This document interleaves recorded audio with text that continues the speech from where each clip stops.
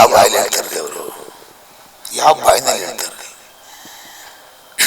ಪಂಜಾಬ್ನಲ್ಲಿ ಒಂದು ಭತ್ತಕ್ಕೆ, ಒಂದು ತಳಿಗೆ ದೇವೇಗೌಡರು ಅಂತ ಇಟ್ಟಿದ್ದಾರೆ, ದೇವೇಗೌಡ ಅಂತ ಹೇಳಿ. ಇವತ್ತು ನೀವು ಉತ್ತರ ಕನ್ನಡ ಹೋಗಿ, ಉತ್ತರ ಕರ್ನಾಟಕದಲ್ಲಿ ನೀರಾವರಿಗೆ ಇವರು ಕೊಡ್ತಾರಲ್ಲಪ್ಪ, ಏನ ಸೆಂಟ್ರಲ್ ಗೌರ್ಮೆಂಟ್ 5 kg ಅಕ್ಕಿ, ಸ್ಟೇಟ್ ಗೌರ್ಮೆಂಟ್ 5 kg ಅಕ್ಕಿ ದುಡ್ಡು ಕೊಡ್ತಾರಲ್ರಿ. ದೇವೇಗೌಡರು ಅದನ್ನು ಮಾಡಲಿಲ್ಲ, ಶಾಶ್ವತವಾಗಿ ಅನ್ನ ಕೊಟ್ಟರು ಆ ಭಾಗಕ್ಕೆ.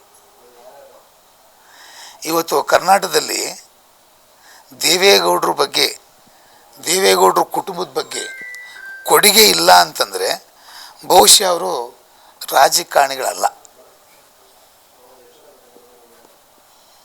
ಯಾಕೆಂದರೆ ನಾನು ಇನ್ನು MLC DK ಶಿವಕುಮಾರ್ ಅವರು ಒಂದು 5-6 ಸರಿ ಗೆದ್ದಿದ್ದಾರೆ. ಅವರ ಅಪೋನೆಂಟು ಸೋತಿದ್ದಾರೆ. ಮತ್ತು ಯಾಕೆ ಸೋತರು?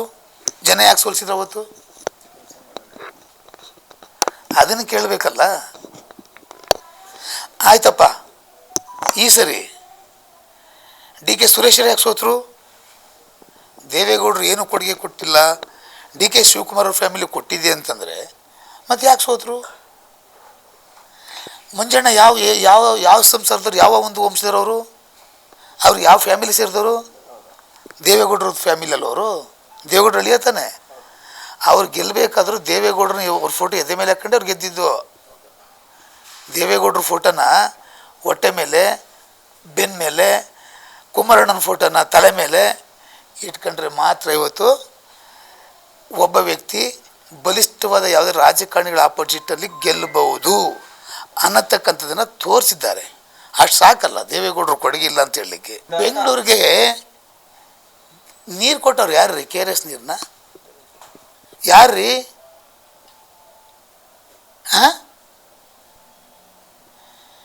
ಅವತ್ತು ದೇವೇಗೌಡರು ಕೊಡೋದಕ್ಕೆ ಇವತ್ತು ನೀರು ಟ್ಯಾಕ್ಸ್ ಹಾಕಿ ಮಾಡ್ತಾಯಿದ್ದೀರಿ.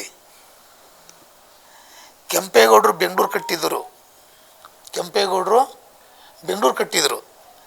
SM ಕೃಷ್ಣ ಅವರು, HD ದೇವೇಗೌಡರು ಬೆಂಗಳೂರನ್ನ ಬೆಳೆಸಿದರು. ಗೊತ್ತಾಯ್ತಲ್ಲ?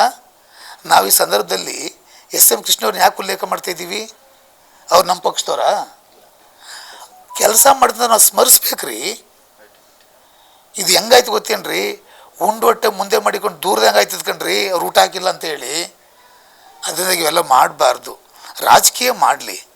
ದೇವೇಗೌಡರಲ್ಲಿ DK ಶಿವಕುಮಾರ್ ಅಲ್ರಿ, ಏನು ರೀ?